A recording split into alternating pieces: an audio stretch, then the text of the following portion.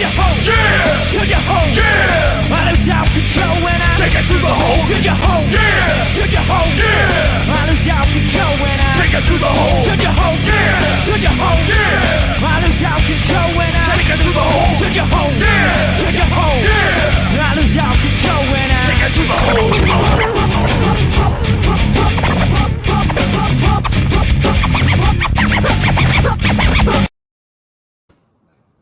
Good evening. It is July 15th. It's a Thursday. That means it's legit fantasy basketball. Right now, we're going to talk about the finals. Milwaukee won last night. It's 2-2. The last couple of shows, my sort of driving mantra has been about focus. And tonight, I think I need a little bit of clarity because I've had the first four games picked correctly. Only one of the hosts that can say that. But I'm not exactly sure what's going to happen in Game 5. So when I think of clarity, I always think of Brother Ray. Brother Ray, how you doing? Good to see you, Genius. You know what? I got to give you credit. Out of all of us, you're the only one to go Milwaukee the other night. You stood true. You stood strong. There were a lot of people pushing you the other way, but you stood with Milwaukee, and you were right. You're the only one. Thank you very much. And you know what? I don't even know how to segue that, so I'm going to go. I got to pick one of the other two guys that picked wrong. I'll go with Coach TJ. TJ, how have you been? What are you up to tonight? I thought I picked Milwaukee. Actually, you did. I'm sorry. I feel like I argued with Mike for like the last 15 minutes of the show. Maybe I didn't want to give the points. Probably I didn't want to give the points. No, you took Phoenix with the points. That's what you did. You didn't think it was 4. That's what it was. Yeah, that sounds like a dumbass. Yeah, get the game right and lose the money. Yeah, that sounds right. And to be honest, I was like stressed right down to the wire. And I'm like, when this goes to free throws, please don't fall Giannis. Like Phoenix missed a couple of long jumpers, and we'll cover it, which they did. Again, I'm out of segues. I don't know. Maybe it's. I'm so excited that we're tied 2-2. But either way, we're going to bring King Michael on. King, how you doing? Hello, Kev. Yeah. Did you shave your head because you finally picked up a game wrong? No, listen. I watched the first half of that game. Okay, and here's what in the beginning, I couldn't believe that nobody could dribble. That nobody could get the ball up court. Like, it just seemed like they were kicking the ball and rolling it and playing games.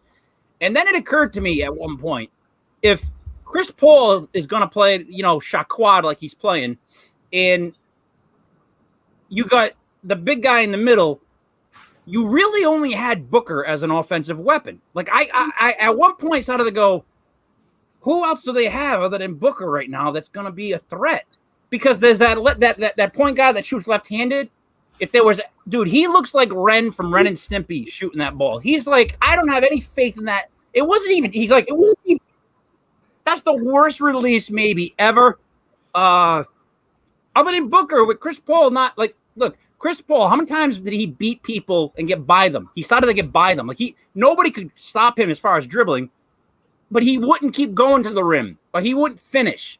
It's in the same way where I couldn't understand why in the beginning of the game, Giannis would not go down low. Next thing you know, he gets a couple of alley-oops, he's dunking it, and now he starts to go down on the blocks. And that's where everything good started to happen. He shot, 2 threes? One was an air ball, one wasn't even close. Like, dude, I was disgusted by the first half of the game to the point where I was like, I'm not enjoying this. I'm not enjoying this. And I was worried about the Suns dramatically because, like I said, Ayton looks like he throws the ball up and hopes that it bounces in. He doesn't even have an aim. And then there's Booker. If you stop Booker, what do you got? Right now in this thing, what do you got if Booker can't score? Yeah, it's like the whole thing has evolved into the narrative has basically been flipped. Right now, Chris Paul, is he healthy? Is he not healthy? Does Arizona have Phoenix have another scorer besides Booker? Ayton is not doing what he did in game 1 in the previous series, and now Giannis is unstoppable. And like the whole narrative is flipped, and I started thinking about it, and I was like, how long has this series been going on? It seems like this series has been going on for weeks. It's actually 8 or 9 days, and they play 4 games, which isn't too bad. But the narrative is almost like exhausting to follow, which is why I said I need some clarity going into the final 3 games. But before we get there, King Michael, he gave his opinion on Game 4. I guess we'll go to Brother Ray. What did you see Game 4, including the second half? What I saw was that Milwaukee is a much better defensive team than Phoenix, at least from what I'm seeing right now. We forget how good of a defender Giannis is. Like I think because he's a superstar now, when he came into the league, defense was his forte. I mean, there were 2 plays last night that I want to talk about. We know one is the block, okay? The block that he made on Eaton. I mean, I was watching the video today. It's just, and we were talking with Coach about this before the show. He's the only person in the world that could have made that play. And if you're Ayton, you that has to take everything out of you, because this guy wasn't even looking at you. You thought you were going to get a dunk, and next thing you know, he blocks you at the top of the square, and he's still going up. Okay, I mean that's one. The other play I couldn't believe was that steal that he made in the 4th. Oh. I mean, he made the steal. The ball bounced on the half-court line. He didn't dribble. He literally took 2 steps and dunked it. And I'm looking at it going, oh, no, that's too soon. And then I'm like, oh, no, maybe it's not too soon for him. Just unbelievable player. I just saw Milwaukee defensively. They didn't lose their composure.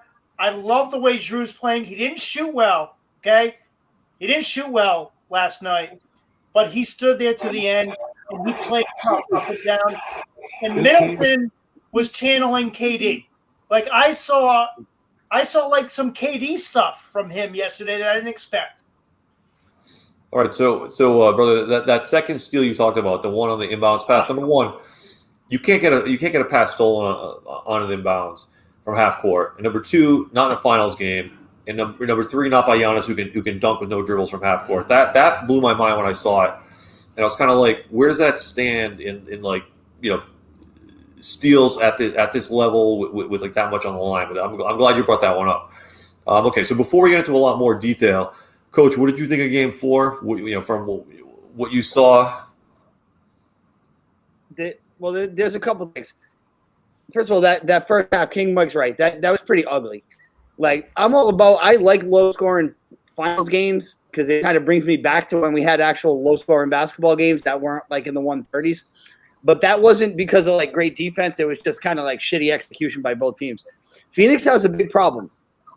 The way they were winning and the way they got to the finals is with box scores that were extremely balanced. When they turn into Devin Booker and then a bunch of guys not doing shit, it's hard to win games like that because Middleton, say what you want about him, I don't love him, but he's not gonna go for 6. Like he's not gonna go for 6 points like 8 points. Like he's gonna get on a bad game for him, he's still getting in the high teens, right? And then we can go for 30. We all know that. So there's got to be something else with Phoenix that they can't win like that, like they did last night with Devin Booker taking every single shot down the stretch. And then here's what happens. Devin Booker picks up a ridiculous foul call. His 5th foul on a damn box out. Like, give me a break with a foul call on a box out when the kid's got 30-something points in the game and he's literally carrying the team. You're going to give me that call on a box out. Bullcrap. In the finals. So, in the finals, right? So, Phoenix – I think Phoenix can still win the series. I mean, it's definitely a toss-up. It's crazy how the narrative has changed. You're right, Kev. It's changed back and forth. But they can't do it in that kind of way because, first of all, I don't think Booker's that guy. And second of all, they need more out of the supporting cast. Now, I told you earlier in the week, Chris Paul is not a 30-point scorer, but he's got to give you a better game than he gave you right there. Like, he has to be looking to score, even if he's not. He wasn't looking to do anything. I don't even know what he was doing last night. Like, I really don't know what he was trying to accomplish last night. You're talking about 10 points and 7 assists in that amount of time. It doesn't make sense to me. And one last thing on the Giannis block. Not only is he the only guy in the NBA, I think, that can make that block, he's the only person in the NBA that would try to make that block. Because we just watched Who's lobbing all? Oh, with Trae Young's throwing lobs to Clint Capella for the whole playoffs. When the ball goes up, the help defender never even turns around. They just know they gave up a dunk. Like, for him to even have the awareness to say, you know what, and the courage, because you could very easily get freaking banged on in that situation. For him to have the awareness and the courage to say, you know what, I'm going to go try and challenge this. I'm going to reverse pivot and meet this guy at the square. Unbelievable play. Really unbelievable. That crumb bum Embiid would be running the other way. He wouldn't even try. As soon as the ball went over his head, boom. Yeah. And then he's going to go try and make up for it by backing up the three on the other end. I don't think Hey, we want to Kev? go to what? Kev, can I say something really quick? One, again, Chris Paul kept beating his guy. He could get to the rim if he wanted to. Like, he looked like the old guy at a pickup game that just didn't have the legs to get all the way to the rim. Like, he'd get by somebody, make a great move. I'm like, he's going to score a layup here, or he's going to shoot a 8-footer. He would pass it. Like, I didn't know what Chris Paul was doing. You need to score some points, my friend. And second, I don't even like Ayton playing Giannis. Who was the guy that came in more muscular, much shorter, tattoos all over his body for Phoenix? Because he pushed Giannis past the foul line when he came in. Like, he played him better to me than Ayton did. Like, I don't think Ayton's quick enough or skillful enough to keep up with Giannis. Ayton shouldn't be guarding him at all for two reasons. One, you're gonna pick up 3 fouls real quick, right? That's not your job. He's not out there guarding ball handlers like Giannis. So I don't like the matchup either. I agree with you. I don't know how much of Craig you can go to, but Yeah. So before crazy. we get into that, They led the whole game. Yeah, exactly, which is crazy. It was tied at the half. Somehow, like, that's what I was saying when I was watching. It was like, you can't let these guys hang in. You can't let a home team hang in, especially one that's shooting like 31% or 20, or whatever kind of crazy low percentage they were shooting, and who also has Giannis and Middleton who kind of heated up. But before we get into that, I want you guys to talk a little bit more about Chris Paul. Do you think he's healthy? Like, is he? I haven't heard anything. I looked today for a while trying to find something somewhere, a rumor that he's got a broken hand or torn ligaments or something, but I couldn't find it. And he's playing a lot. He played a decent number of minutes, and he looked terrible. Like, some of those passes and like the dribbles he lost, they were like to nobody. It was like just the ball's bouncing over there, and someone in Milwaukee picked it up. But, I guess we'll start with you, Coach. Chris Paul, what do you think he's healthy? Do you think he can show up for the next 3?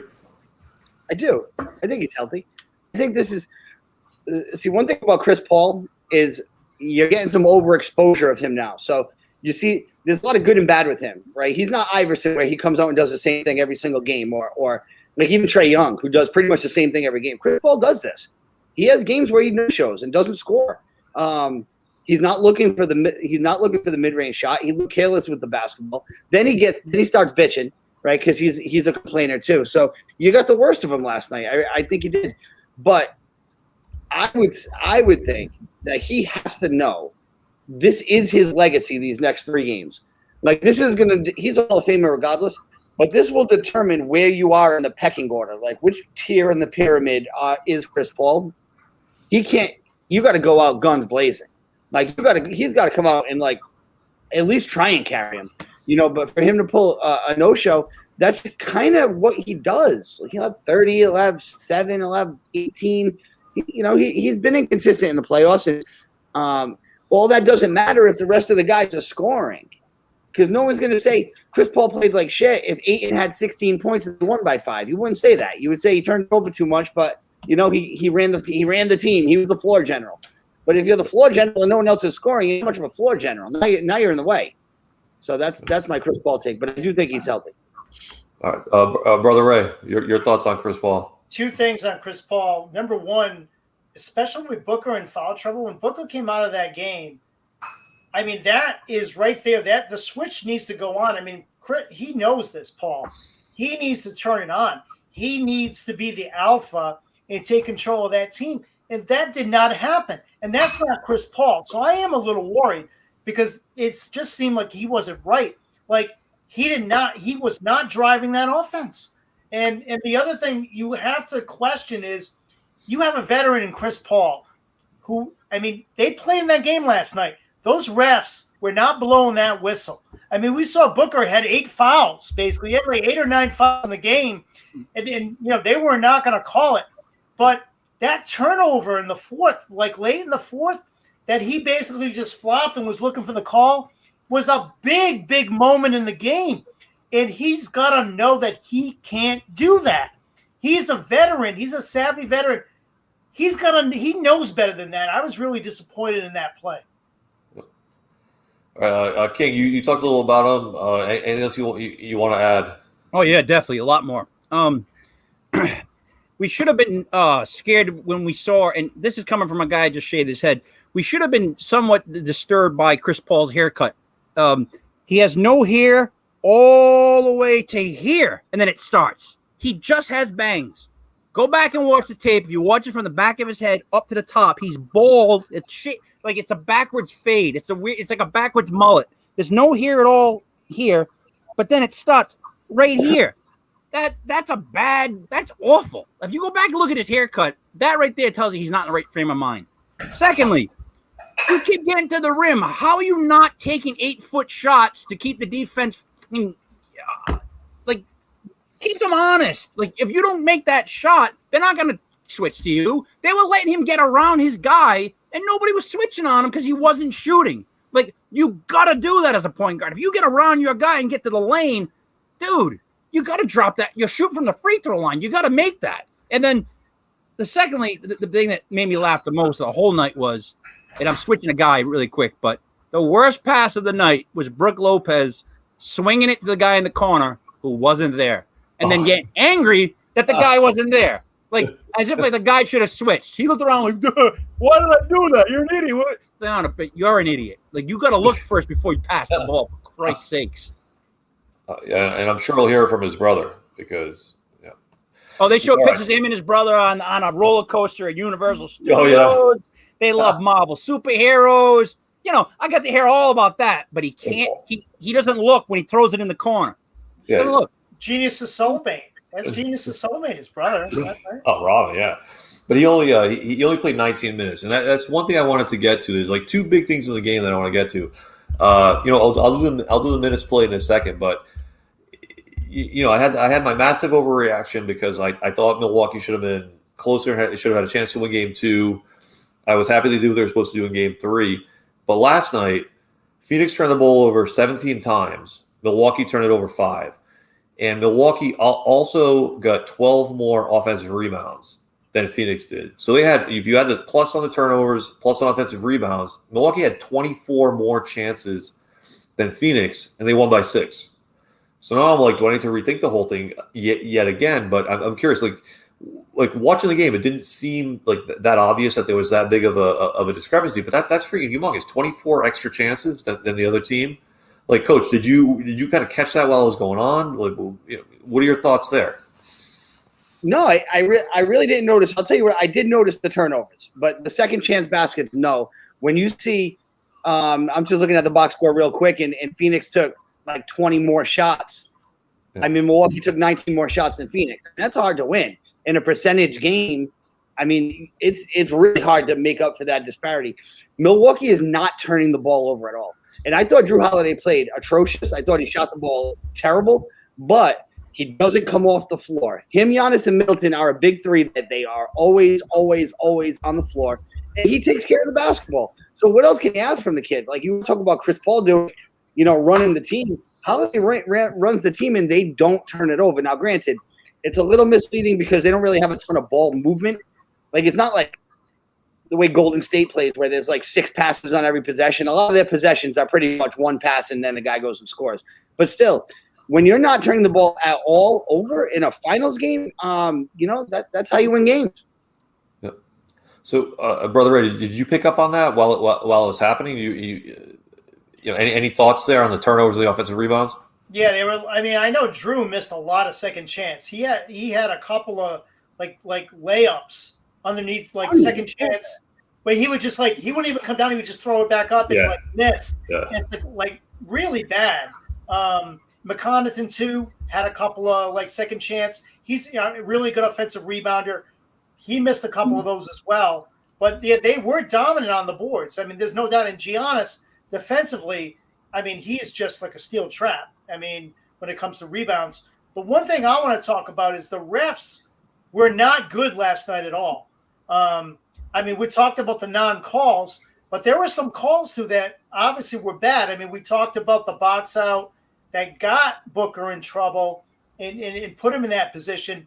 But also late in the game, Paul and I think it was Johnson or Payne, they basically trapped one of the Milwaukee players, like in their end of the court, and they didn't touch him, and the ref automatically called the foul, thinking that they wanted the foul. They did not want to foul Middleton there, who's like a 90% free throw shooter. And you could see Paul like, what are you doing? Like, we didn't want to foul him. Like, no way. And the ref kind of like knew he made the mistake, but he's like, oh. Like, you can't do that in the fourth quarter of the NBA Finals. Now, when it comes to that call right there, it's one thing if you're doing a high school summer league game and you're trying to anticipate what's going on so you can get the hell out of Dodge because you made $21 and you got paid at halftime, so screw it. In the NBA Finals game, you have to make sure that even if they want the foul, you have to make sure they commit the foul. There was no contact. Because even if Phoenix is trying to foul right there, Milwaukee's trying to eat up every second. You don't blow that whistle until the foul happens. Like, that's amateur hour officiating right there. Now, did it decide the game? I don't know, but it had an effect on the game, and it's just the wrong thing. You're right. It was the last 5 minutes were officiated poorly, in my opinion. And now we're going to go back to Phoenix, and now all the calls go the other way too. So yeah, we'll get a little of this, little of that, but yeah, that's a good point, right? Yeah, well, I want to hit that because that's what I'm worried about betting like the next game. But King, so I want you to comment a little bit about Booker. In the last show, we talked about Booker hadn't had like a Booker game. And last night was a Booker game, but he had those foul calls, and that's what should have been his sixth foul. Was a really stupid play on his part. Like, he should have fouled out on a really, really dumb basketball decision. Like, you're going to go out trying to block a layup when there's still well over a minute left, and you're going to be much more valuable going the other way. So that turned me off a little bit on him. And also, he was throwing a tantrum on the bench a couple of times and like walk into the locker room. So I'm a little unsure where Booker stands. And I know you're one of your guys, Kobe, has a lot of very, very positive things to say about him. So what did you think about Booker in this game and then going forward? I think Booker's fine. I think the young kid is gonna just continue to be a superstar. I throw this all back to Chris Paul and the turnovers. The turnovers, man, they kill you. Like, honest to God, it looked at times like they could not get the ball up court. It was just ugly. They didn't know, they couldn't space. Like, they didn't know where they were supposed to be at times. Like, how many times did you see the play where Booker went for the ball and someone else on his team went for the ball at the same time and they kind of bumped into each other? I was like, what is going on? Like, why can they not bring the ball up court? Like, what is the deal with these bad passes? Even Chris Paul in the first half threw the ball to no one, like over half court out of bounds. You can't do that, like, because you're not if you're not handling the ball, you can't get spacing. People can't get open. You can't get shots off. Like, Booker was making shots happen. He made like a left-handed drive that was one of the toughest shots I've ever seen because it just goes up and straight down. So to me, he's fine, right? Ayton's trying to do what he can do. I mean, he's an old guy. You know, you got to give him credit for being out this old.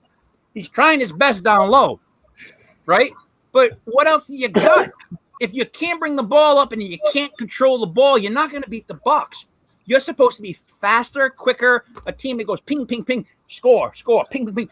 But when you can't dribble the goddamn ball up court, what does that do for your team? You can't play half-court basketball against the Bucks because you lose. They should have been up by 15 at the half, the Suns.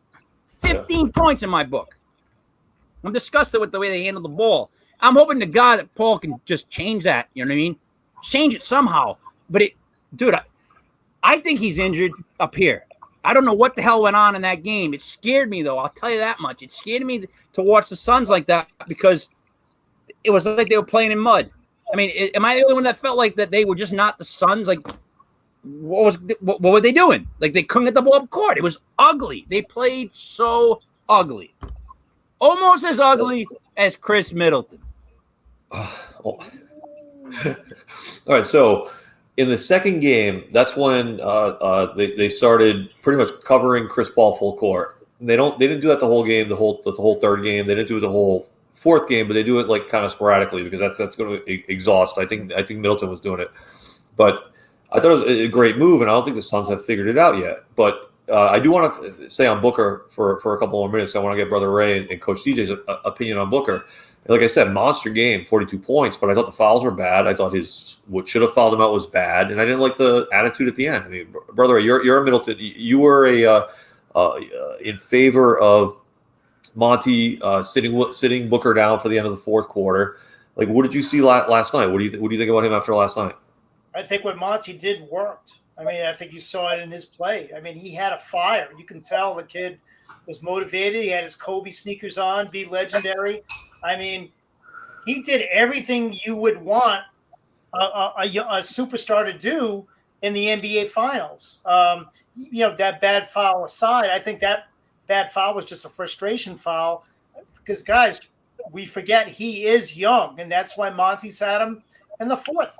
And it did work. I mean, he came out and did everything you would want. If Chris Paul plays like a normal Chris Paul game, I think Phoenix wins that game. I mean, because Milwaukee missed a bunch of shots. I will say, too, that Cameron Johnson and Payne, I like the way those guys are playing. If you look at what they're scoring and the minutes that they're playing, they're doing pretty well right now. I mean, let them shoot, for God's sakes. I mean, but I think Booker did exactly what Monty wanted him to do. And I thought he played that marvelously. I think I was joking with Coach that they should have did the same thing to Paul the last game. Should have sat his butt, and maybe he would have came out with a little bit more fire. But, again, with those two guys, if they're both right, they'll be okay. All right, Coach, so just so you know, Brother Ray texted me earlier today and suggested benching you tonight. That said, no, I would never bench Coach. Otherwise, what did you think? What do you think of Booker last night? It's got to be weird to be him right now because now he's like the star of an NBA Finals team, and it happened so quick. I mean, this is a lottery player last year that was hoping to get some run at Rucker Park in the offseason and be allowed to play with in the Durant game. And now he's scoring 40-something in a finals game. So that's a lot of pressure on him. When it comes to the tantrums on the sidelines, right? My analysis of player tantrums on the sidelines is this a genuine emotional tantrum, or is this some asshole just trying to get the cameras to look at him? And with Booker, I felt like it was genuine. Like, I felt like that fifth foul really, he was in the game. He was dominating the game. He picked up the foul. Whatever you think about the call, I felt like it was a genuine tantrum as opposed to a LeBron yelling match when he's only doing it so he can have the cameras on him so he can be interviewed about it later. So, but as he gets older, he won't pick up the fouls, and as he gets older, he won't have the outward displays of emotion either. I think that kind of comes with maturity. But they're gonna need the supporting cast to give more because I don't know if you want him to get 40 if you're Phoenix. I don't know if that's the way you want to play. And I feel like it's not. Yeah, remember Giannis took too many three-pointers in the game before, and we called it frustration? Yeah. That's what Booker was at the end of that game. Frustration. He was just frustrated because, when you're that young and you're dropping that many points and the rest of your team is doing what they're doing, you know what I mean? I guess you start looking at the refs. What are you going to do? Turn to your teammates and just yelling at them? No, it's good. That's a very, very good point. I think Booker's a killer. I really do. I think he is an absolute killer. And, I mean, he's going to be around for a long time. The NBA is in a lot of trouble. This kid has everything that you want, and he's got it up here, and he's got it here. This kid is a killer. And that is, to me, that's a big compliment. No, and I think you guys are all right. I don't think Booker's going to be a non-factor. I just wanted to bring up those kind of weird, kind of negative things that I noticed, and hopefully he is a monster in the rest of the series. But a couple of other things I wanted to bring up. I do want to point out DeAndre Ayton. decent game, like 16 rebounds, in the teens on points. But it doesn't look from game 2 onward, game 2, 3, and 4, it does not look nearly as easy for him as it did in game 1. In game 1, they're driving, they're throwing up a lob, he catches it, he dunks it, or he catches it, he drops it in, or he catches it, he bounces it off the back. It looked so easy. So somehow Milwaukee shut that off, and they're not keeping him to 0. But that game 1, you couldn't do anything to stop him. So I'm kind of curious. Have you guys noticed the same thing? You just think it's situational and he'll be back, or what? I guess, Coach, you want to go? I do, because he doesn't do anything. He's just massive. He is so dependent on Chris Paul setting him up. That's his entire game is predicated on Chris Paul setting him up. When Paul was being aggressive in game 1, and now your son Ayton can catch it and dunk. He's stiff only in the sense that he's a big stiff man, but he can catch it and dunk. He can come off the high screen and roll and dunk, or lay it in, and he's got a little jump hook. But it's all of that is very dependent on. He's not going to get the ball like Tim Duncan and go to work on somebody. He doesn't have that game. He doesn't have that kind of footwork. He doesn't have that kind of touch. So if Chris Paul's not being aggressive, now Ayton's not going to be open because his man has no incentive to leave him and allow that lob or allow that dunk. So it all starts with the head of the snake, and that's Chris Paul. And as soon as he's not going to be aggressive, it shuts everybody else down because the team is so predicated on him being the guy that does the distributing. It's almost like he's got Clint Capella game. When Trae Young's not doing anything, neither is Clint Capella. It's like those two things got to go hand in hand, the point guard and the big, when your big is stiff. And that's what you saw. Now, he still rebounded on the defensive end, but for him to get, double-figure points, and I think he needs to, he's not going to go out there and create the double-figure points. They have to be created for him, and that, again, starts at the top of the key. I 100% agree with what he just said, every single word, because a couple times Ayton caught the ball around the foul line, and it was like, what do I do? And it was like, dude, what do you mean, what do you do? Shoot. Can you not shoot that shot? I guess you can't. He passed it off. You got to get him in the right spot. And if you're Chris Paul and you're throwing the ball to somebody that's in the 17th row, it ain't happening. So, yeah, I think 100% Ayton is predicated by Chris Paul's game. Right. Yeah, I mean, top of the key. Whenever he got the ball at the top of the key, it was a joke because all you're basically doing is you're wiping off 4 seconds off the shot clock. Yep. He's going to pass the ball. He's not going to shoot. Everybody lays off, and he's standing there with the ball. He's going to pass it. He cannot create his own offense. I mean, I love Ayton. He's a great player, great rebounder, old school, but he cannot create his own shot, cannot create his own offense, cannot put the ball on the floor. So why are you passing it to him at the top of the key? I think Coach and King are completely correct on that. Okay, well, we're gonna get back to this when we talk about Game 5. So I completely agree with everything you guys said. So last couple of things. So last night, looking at minutes played, the big three for Milwaukee: Chris Middleton 43, Giannis 43. Holiday 43. Then you look at Phoenix, you got Ayton 39, let's round up. Booker 39, let's round up. Chris Paul 37. So Phoenix, the Milwaukee's big three played on average about 5 minutes more than Phoenix's big three. And I don't know, King and I talked about this on Sunday. I get load management. I get all that stuff. Chris Paul's a little older. Booker's not old, though. Ayton's not old. I don't know if I agree with the minutes distribution. I think you got to keep those guys on the court.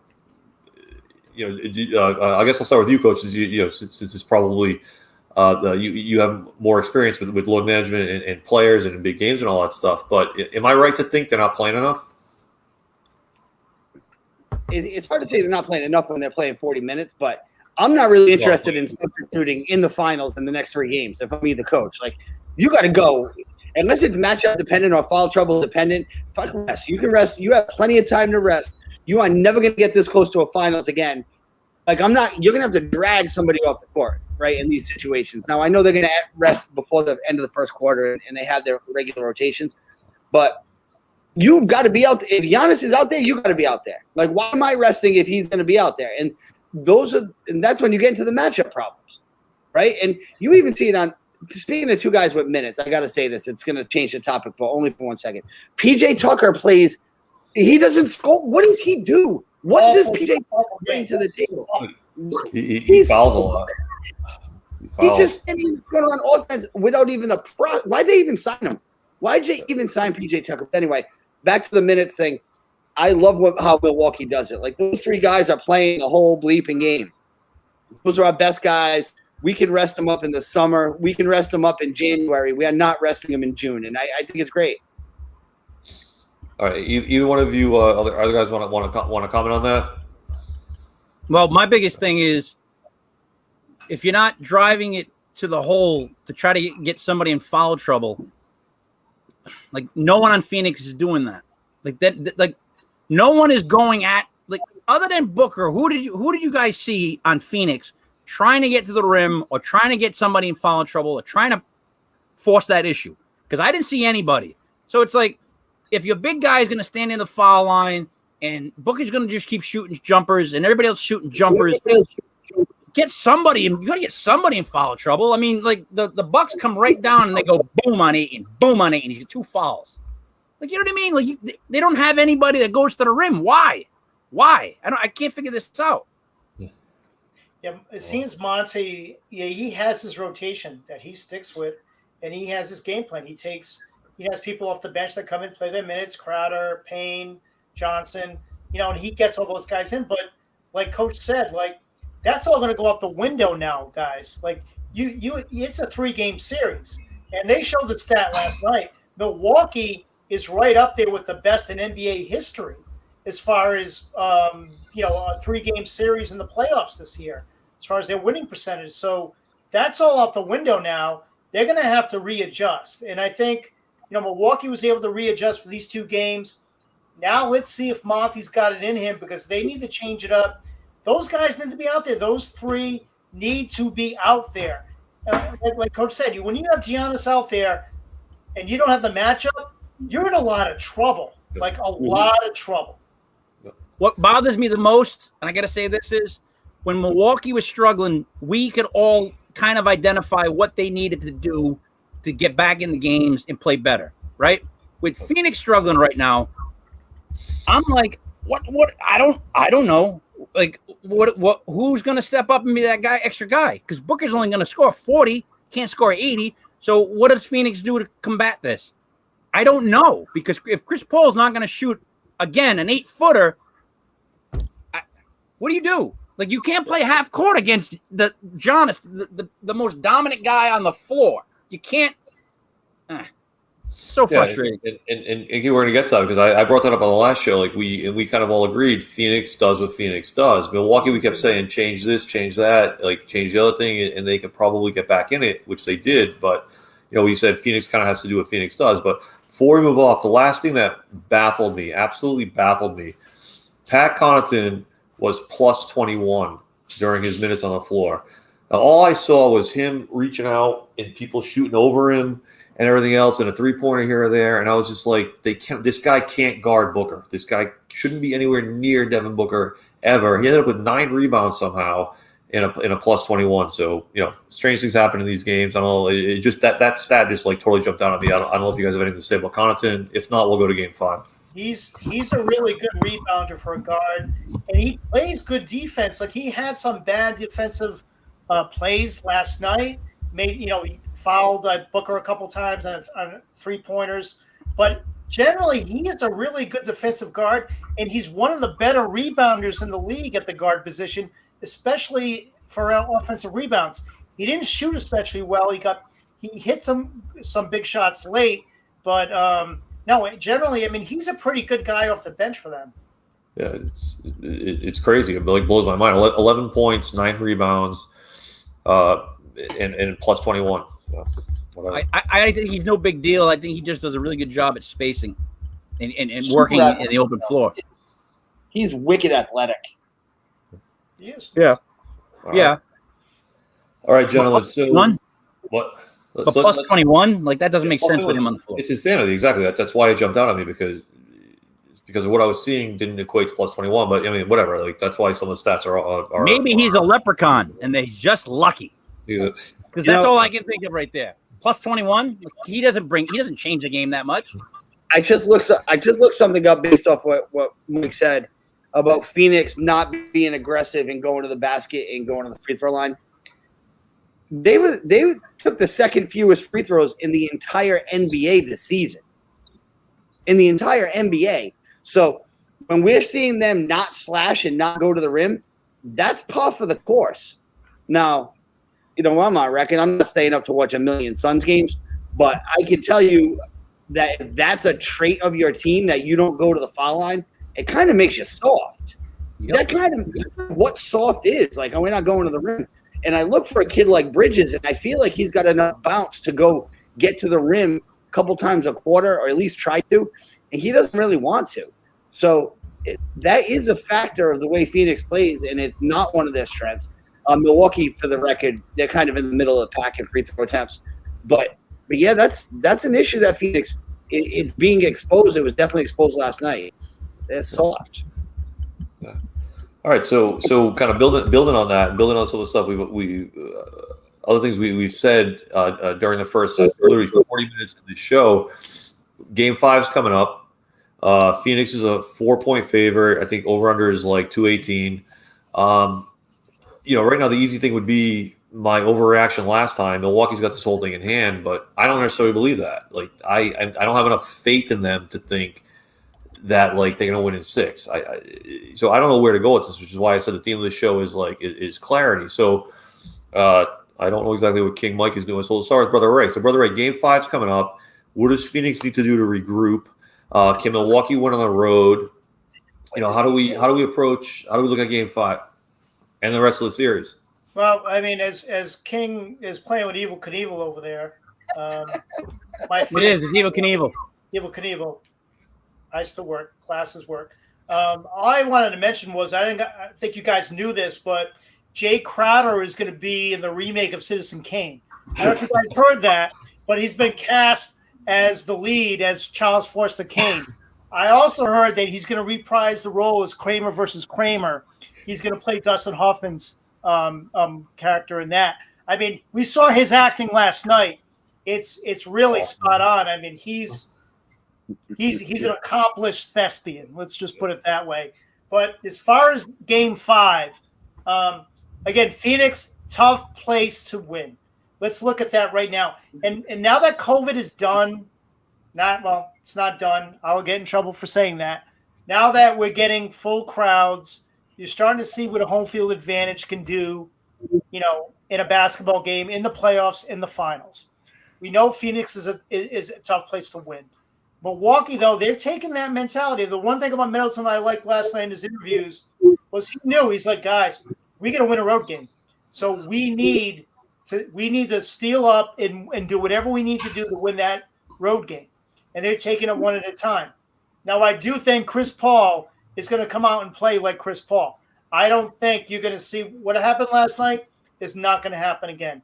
And I don't think that's going to be a trend, okay? What does that mean for the rest of the series? I think this could be the game that Milwaukee steals. That's right. I think this game is going to decide the finals. Whoever wins this game will win the finals. All right, so Leah, so big Game 5. It's and you can think about it, we don't have to chisel this in stone yet, but it's Phoenix -4. Over under is 218. We don't care that much about the over under, but think about it. If you had to lay money, are you sure which way you'd go yet? I mean, for me right now, I'd probably go with Phoenix. To be honest with you, I would go with Phoenix. I think Paul's going to bounce back. I think Booker showed you what he can do. I don't know. I love them at home. I'm like, they seem invincible at home. They just seem like a different team. I'll have to go with them right now. All right. Okay, cool. All right, King, we're going to go over to you. Game 5. What does Phoenix need to do to kind of break this 2-game losing streak? Are you concerned with Phoenix? Do you where are your thoughts on this game and the rest of the series? I feel like Milwaukee punched Phoenix in the mouth, and that's that. Like, I feel like I I know the word soft got brought up, and I kind of agree with that. Like, I got a feeling that, like, it's got to be, the finesse has to be, everything has to be perfect for them to win. Like, everything's got to bit. It's all got to drop. I mean, and then Milwaukee can play ugly ball, but as long as they stay close, they got a guy who can just dominate. And Chris Paul bouncing back from what? Like, from not shooting, from not from not driving to the rim. Like, is he going to change that? Like they exposed him in the sense that you keep Ayton out, and it's muddy basketball. You got like 5 guys now out, and they're all just trying to get in different spots, and there's only so many spots that are available. You know what I'm saying? Like, I didn't. That game disappointed me so much by the way Phoenix played, and by the way that Booker was still scoring points, but they couldn't get a lead. When Milwaukee looked at one point like they didn't know what they were doing. Like, how can I trust Phoenix moving forward? Maybe they win the next game tomorrow night against at home. Maybe. But that almost seems like the game that's set up to be the foot on the throat. You know what I mean? And then Milwaukee just finishes it off after that. I'm being serious. Like, I actually flipped again. I keep flipping in the series, but I'm going by what I'm seeing. And whenever you see a team go up against something where you look, it feels like they have no answer for it, or they really don't have an answer for how they can get better or what they can do to improve. Because, like, I keep thinking, what are they going to do to improve? Like Brother Ray just said, Chris Paul has to show up and be Chris Paul. Well, that's not so easy because I thought he did show up last game. That was him with the bad haircut. So it's like they're showing up, but, you know, what can they do differently? I mean, Coach, you can speak to this. If you're the coach, what are you going to do to get better? Wait, not yet, Coach. Hold on a second. So, King, we got to discuss this a little bit because you were big on Phoenix. You were saying 4-1 Phoenix, and now you're completely flip the other way. Yeah. Well, but I did say if it ever got to a Game 7, I would go with Milwaukee every day and twice on Sunday. That was the one thing I did throw out there because that's the one thing that worries me. If you get into a small ball, half-court game with them, if you get into a grinded-out type of game, Phoenix is not tough like that. And Chris Paul is their leader who has to be tough and go to the goddamn rim, take the foul, get clubbed, do something, dude. Do something. One game, guys. One game. Nah. It set a tone. It set a tone. It set a tone that's got to be in that. Like in Milwaukee's locker room, you had to feel good about playing that game, not playing right, but slugging it out to win it. Well, before we go to Coach, the thing that I will say that I said from the beginning is a close game. I was terrified of being Milwaukee in a close game because you got Booker, you got Paul on the other side, and you want Giannis with the ball at the end of the game. We've already said that. And then you got Middleton and Holiday hasn't had a great game yet, but obviously Middleton's kind of stepping it up. But even last night, he was 15 of 33, so it's high volume. So the fact that they won a close game is a huge thing for me too. But that said, Coach, Game 5 and the rest of the series, where are you right now? Well, it's funny how quick we forget what we already saw like 10 days ago. Phoenix beat them so easily in Phoenix. Like, those were double-figure wins. They didn't eke one out. They didn't get lucky. They pretty much beat them. So I feel like the home teams are going to continue to win in this series. And then we'll get to Game 7, and Adam Silver can decide, who's going to be the champion. But I don't see a reason to think that Phoenix won't win at home. I think Paul played better. It's a Saturday. I'll tell you one thing. I've been very impressed. These are not like blue blood basketball cities. These crowds have been great in Phoenix and Milwaukee. Both places. I mean, this isn't LA and New York. This is Phoenix, Milwaukee. Yeah, you think they don't care? No, they do. I like Phoenix in Game 5. I like Milwaukee in Game 6, and then Game 7. I reserve the right to change my mind, but I hope Phoenix wins it, so I might as well just root for them. Let's clear it up. LA fans they're wishy-washy. Okay. No, but it's like the finals, but. Yeah. But they have playoff experience. The fans have playoff experience. These fans over here are never going to see a finals game again. No, they haven't saw them since Barkley. So if you're 55 and at that Suns game, enjoy it now because you're not going to be back. Paul Westphal and Charles Barkley. That's awful. All right, but on multiple levels of basketball, even if you guys have played basketball, have you ever been in any kind of a series or any kind of a game where you played a team that you thought was going to be better than you, but you hustled them, you beat them up, you wouldn't let them get to their spots, and you change the game. I've seen that happen before, Kev. I did it to your team in the North Providence Finals. It wasn't a beat up. You had 7 varsity players on your team, and we had about 2. And what do? We took all your hotheads, we popped them in the mouth, and they played like crap. All I can say is you down. You definitely didn't beat us up. You did not beat us up. We had too much. The problem is we had too many people that thought they could shoot, and they should have just kept passing the ball to me and Doucette. We would have won going away. But that's not what happened. Excuses are like assholes, Kev. That's not what happened. Wasn't going to happen. We swept you. Should have never lost to you. You were the best team in the league. It. Whatever. That's the way it went. Grinded it out, Kev. Grinded it out, Kev. Me down low. We're having Clute on Monday's show. I want Clute here giving me the real story. Clute should have benched all the guards. He should have benched all the guards and gone with like third string guards that would just pass the ball to me and Doucette. We would have won by about 45. Never. Anyway. Clute gave me the award of best defensive player after that. Got the Clute Awards. Ask him. In what position did I play, Kev? Down low, where you and Doucette were. And how many points did you guys score combined? No idea. Exactly. Do you know? Because you'd remember if you scored any. This is like the Alamo. I just rewitnessed the Alamo. That is actually funny.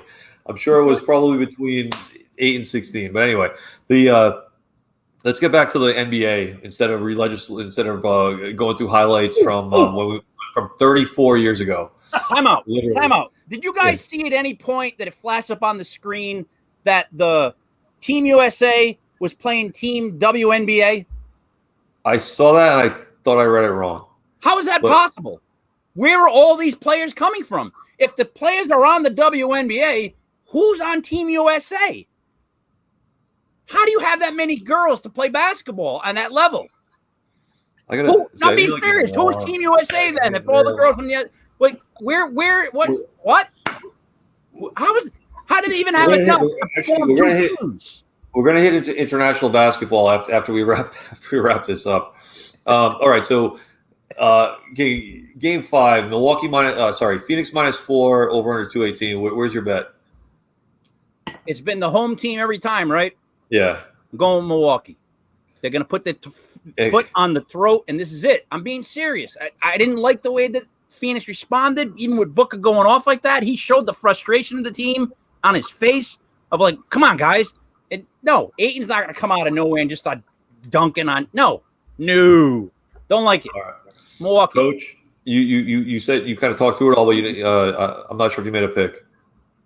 I like Phoenix. All right, so Phoenix by 4. Phoenix -4. Brother Ray, you were Phoenix -4. King, you're Milwaukee +4.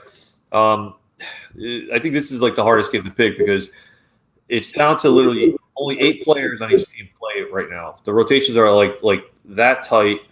And if Chris Paul, as you guys said, if Chris Paul is not Chris Paul, he doesn't just mess his game up. He eliminates Ayton from the equation.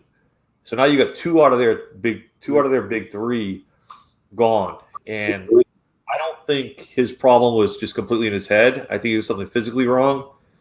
So I'm gonna go with Milwaukee. Although if they lose and it goes to 7, it wouldn't shock me either. Okay, all right. That all said, the last 7 minutes. So other topics. Team USA international basketball. I've been listening to this History of World War II podcast. This guy put together 380 something episodes. They're between 30 and 60 minutes.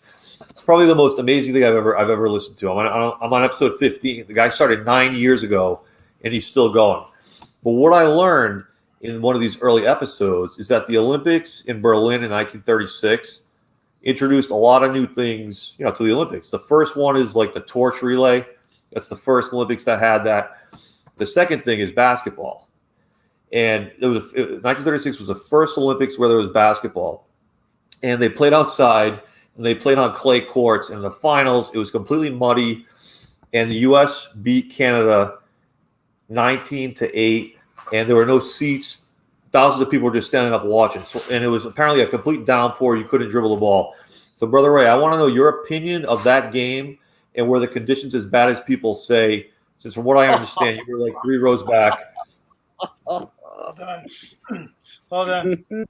I was there because I was running the 100 meters that year. And I was actually ranked ahead of Jesse Owens, but I pulled a hammy and I couldn't compete. So Jesse Owens got all the medals, and I had to sit there, and I hung in the box with the Fuhrer, and we talked about German Express in his film. So yeah, so I was there. It was really ugly, and USA Canada, that should only be hockey.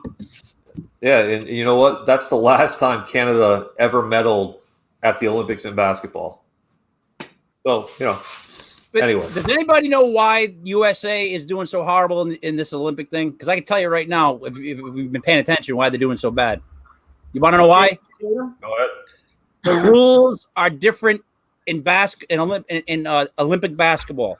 The hand checking, the pushing, there's more of it. And these NBA players are not used to that anymore. Don't bump us, don't push us. It doesn't help. They threw them completely out of their game. Completely out of their game. I went back and watched USA games. They don't want to get bumped. They don't want to get pushed. They don't want that crap. They don't. Hand checking. They don't want it. Different rules. You can't flop. You can't do any of that stuff. It's like the saddest thing ever. And King, that's one of the saddest things I've ever heard about, like philosophically, U.S. versus the rest of the world. Somehow, an international sports body has more like physical, violent rules than we have. Like that was our thing. We're supposed to be violent and bangers and loud about everything. Now we're flopping all over the place, trying to get a call on a hand check, and it's actually it's embarrassing. Yep. Yes. Coach, any comments on FIBA versus US or Team USA in general? I like a lot of the FIBA rules better, like a whole bunch of them. I like the goaltending rules, so a lack thereof, way better. The NBA's got this big focus on player movement, freedom of movement. I like the idea of like banging cutters. Like I always liked that. We used to have drills of how to bang cutters. Like you come down and you hit. You do that in the NBA now, forget it. God forbid you go in high, no way. But no, our guys are having a hard time. That's a great point, adjusting to that level of physicality.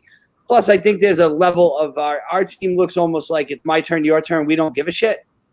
And I think that's bound to happen with this cast they put together. We might almost be better off just sending a real actual team over there than this mixed match hodgepodge of egos. And it's hard. It's hard to mesh a basketball team. Don't forget, these European teams, they practice together like all year. Like they know who their team is for 2028. Those kids are already working out together. And Croatia, our guys, we're like, we'll figure it out when we get there. And at some point, the world has got to a point where they're beating us in these games. Although somebody tried to defend the Nigeria loss to me, saying they had X amount of NBA players. I don't want to hear that shit. You got to blow Nigeria out of the building. But you look at some of the teams in the pod. We have better names, but are we a better team? I don't know. Especially when we're going to play like this. We're not tougher. That's what kills me the most. What kills me the most is that our team isn't tough enough to hang in there. That's to me. It's been toughness. Change your rules. Yeah. Brother Ray, any comments on Team USA? I just think it's just the way of the world now. I mean, Europe, they have better players now. I mean, look at the NBA. Luka, Giannis. I mean, you can go up and down.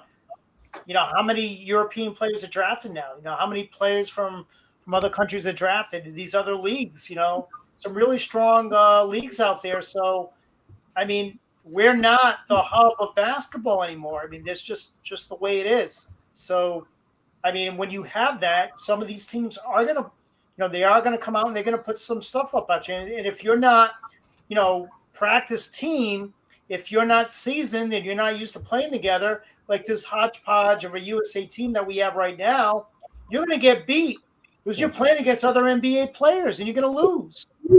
So like, I mean, we need to change it up because this isn't the dream team anymore where we just throw, a bunch of Hall of Famers on there and we just collapse the rest of the world.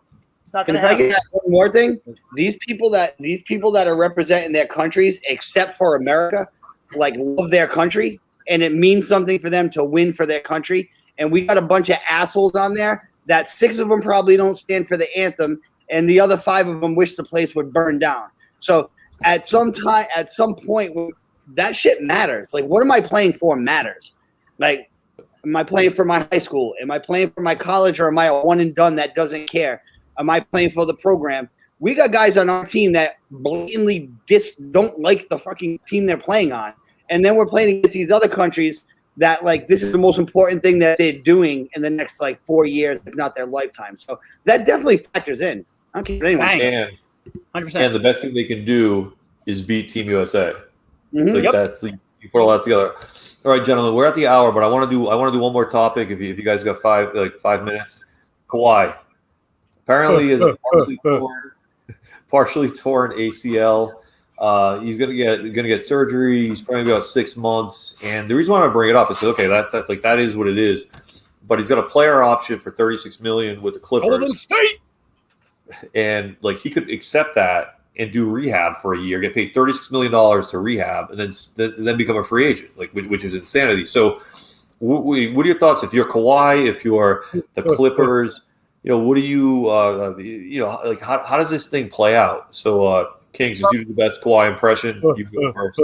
He's already said that they asked him about going to Golden State, and he's already said that it's like in the news now. It was on Twitter recently. Like he's he can't wait to go to Golden State. Like I don't like Kawhi's. I don't like his brain. I don't like the way he thinks things through.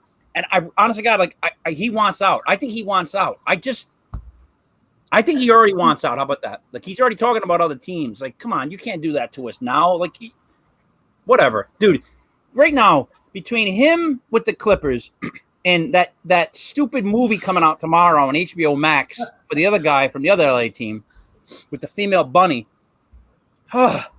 they're both like excruciating. It's excruciating. Like, look, you know why people don't like the NBA right now, and they really don't? It's because players are bigger than teams. How the hell do you let that happen? How are players bigger than not just general managers, teams? So can go anywhere he wants. He can do anything he wants. It's the same thing we talked about in football. 1 year contract, you're already looking to be traded or go here, go there, because you don't like the way your team looks. Paul George has been talked about, right? Moving already. So it's like, what's going on?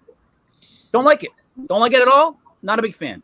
I don't think it lasts forever either. But Brother Ray, the Kawhi situation in particular, like I said, he's got a $36 million player option. What does he do? What do the Clippers do? Like, how does this play out? Well, I think in the football show, I talked about Aaron Rodgers being a strange cat. Well, that applies to our buddy here, Kawhi. I mean, you were 1 game away. Your team was 1 game away from the NBA Finals, and you're not going to run that back? Like, you were out. You weren't even there, and they fought like unbelievably, and you're not going to run that back? Like, never mind being a basketball player. Are you a competitor? Like, do you care about anything in this world? Like, what do you care, Kawhi?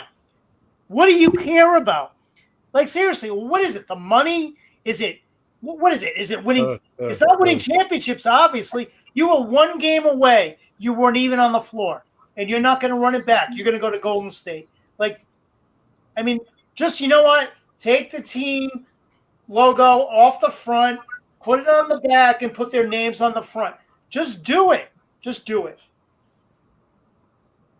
I like that. I like it. Yeah, Coach. Anything to add to the Kawhi conversation?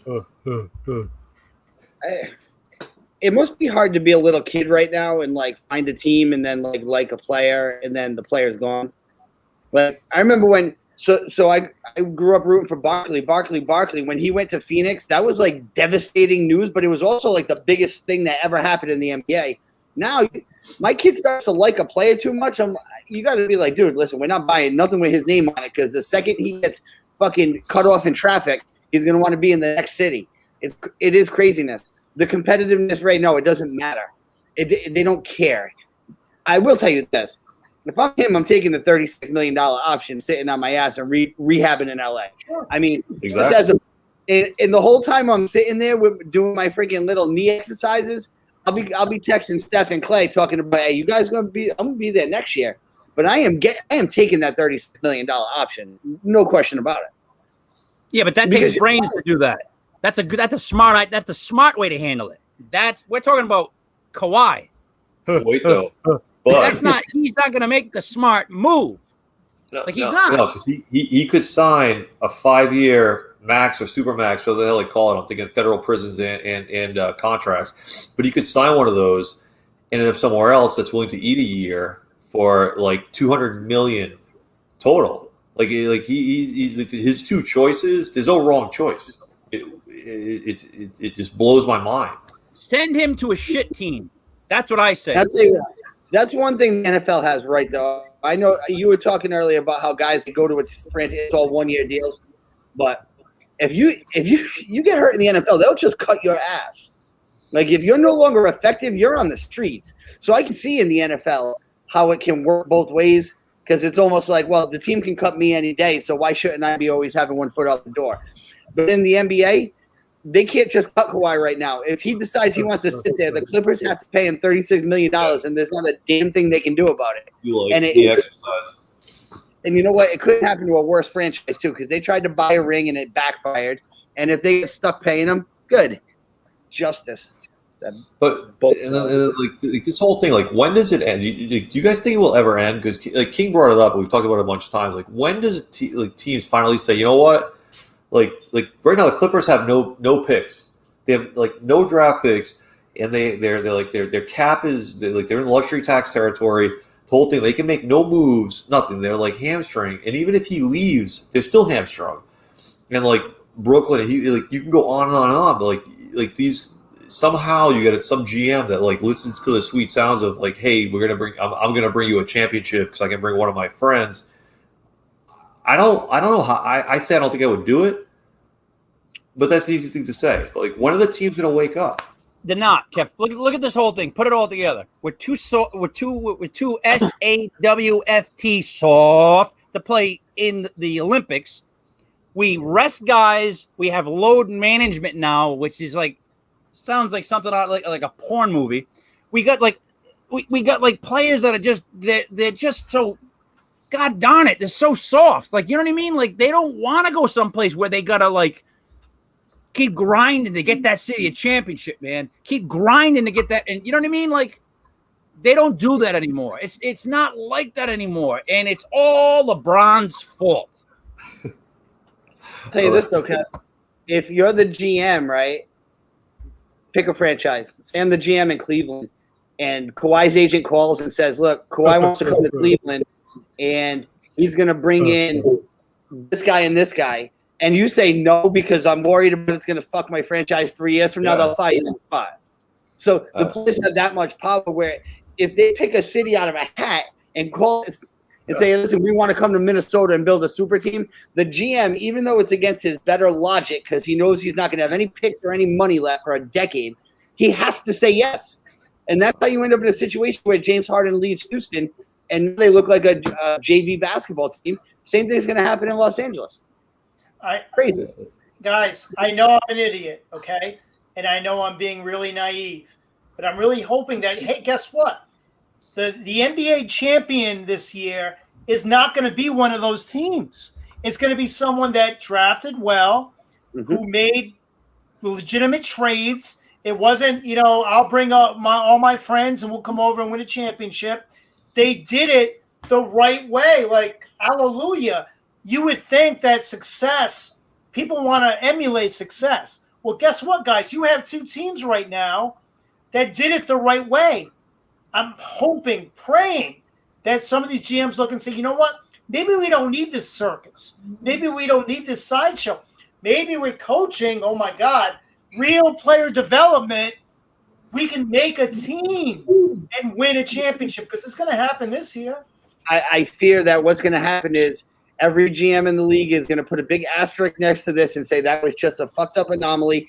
And then they're going to say, how many guys can I get because I got to beat Brooklyn? Because Brooklyn's got those guys, and now you're the GM, and you're like, I got to beat Brooklyn.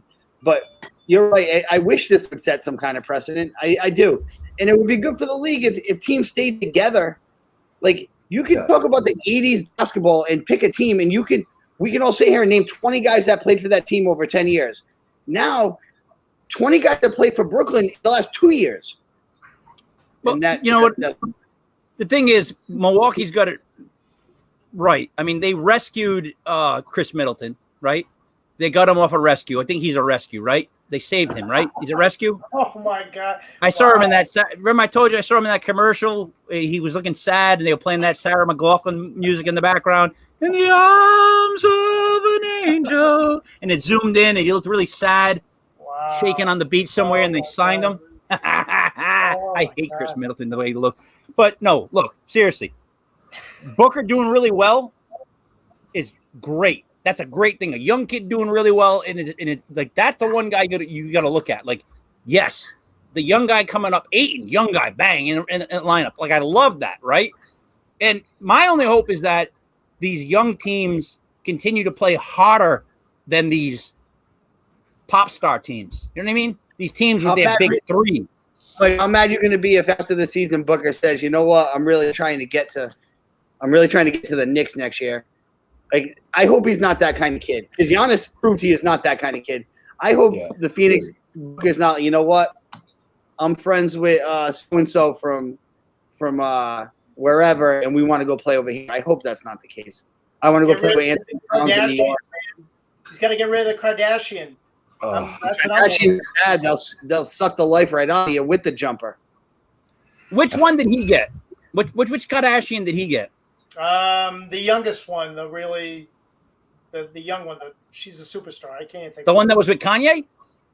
No, she was with Ben Simmons at one point, and then that's the oldest sister. That's the oldest sister. Wait. Ben Simmons dated a Kardashian? Yeah. Yeah. Why do you think he sucks? But we're still not talking about Chloe, the Bigfoot. No. She dated Lamar Odom. Yeah. Why do I She's know that? taller than Lamar Odom. I should not know That's this. a fact. That's I crazy. don't want to. Bigger feet too. I don't. All right, gentlemen. So we went a little bit over. We're 11 minutes over. I'm happy we kept it together relatively for this long. Any final thoughts, Brother Ray? We got Game 6 going on Saturday night. We'll regroup on Monday. Actually, Game 5 on Saturday night. But we will regroup on Monday. Any final thoughts from you? I love this series because I don't hate both teams. I like both teams. I really do. I love the players on both teams. So this, for me, is a treat watching it, because usually it's a team I hate, and usually the team I hate who usually wins. All right, Coach. Coach, any final thoughts? No, gentlemen, I'm going away, so I will not be here Monday. I will be vacationing, but I'm gonna try and watch this game because I feel like it's gonna be a good one, big game. All right, King. Final thoughts? Yes, that this championship that we all thought was going to be completely unwatched and completely just a dead year. What if it's the exact polar opposite? What if it's the beginning, the genesis of teams coming back, playing hard, playing aggressive, not these slow plotting big three type things with their little tricks. You know what I mean? Like, what if this is it? Because I got to be honest, this is one of the most fun finals I've watched in the last 10 years. Like, it really is, because I don't know who's going to win coming up. Like, I don't know what's going to happen. I'm waiting to see how they adjust to each other, right? I'm not just going, well, if LeBron just plays hard, they'll win. If he just plays hard, they'll win. Because that's what usually is with me. Well, if LeBron just plays hard, he'll win. You know what? I very rarely say this, but King, I hope you're right. No. On that note, we're going to wrap it up. Brother Ray, Coach TJ, King Michael, myself, Genius Kev. Thank you all for tuning in to Legit Fantasy Basketball Thursday, July 15th, and we are out.